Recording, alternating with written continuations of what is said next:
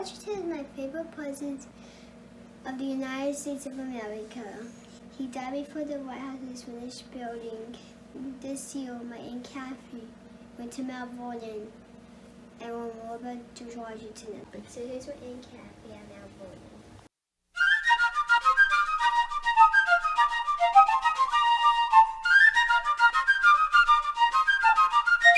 George Washington was not the original owner of this estate.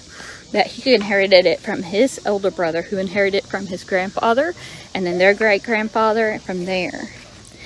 Only his great-grandfather was born in England. Washington was actually born in the colonies. Okay. He was a very nice man. They say he was very generous and kind, and that he felt it was rude to ask people to leave whenever they would come, that they could stay as long as they want. So the normal stay at his house was about a week, 5 days to 7 days, but they could stay as long as they want. And he had several rooms set up just for guest quarters. He was very generous to not only himself, but to those that were housed at his house as well. Martha was also a very generous lady. I know you learn a lot about Martha during the Constitution camps. I mean, the history that we've learned so far is just amazing. There's so much more to George Washington than what they teach you in the history books.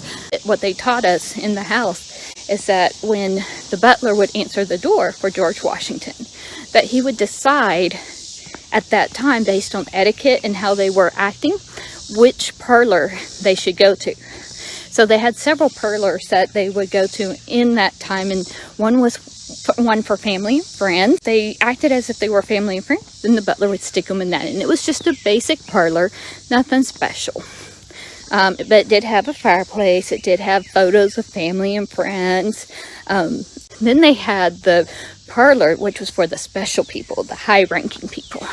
And when they would come, they would put them in that parlor. So that parlor was for like Jefferson and Adams, anyone that was coming to see him. When George Washington passed away, Martha closed up his room, and she would not enter that room again. She ended up moving to a room on the 3rd floor instead of the 2nd floor where they were living at. She was so upset by it, but he died within 36 hours. They think that his throat started swelling, and that's what caused him to pass away.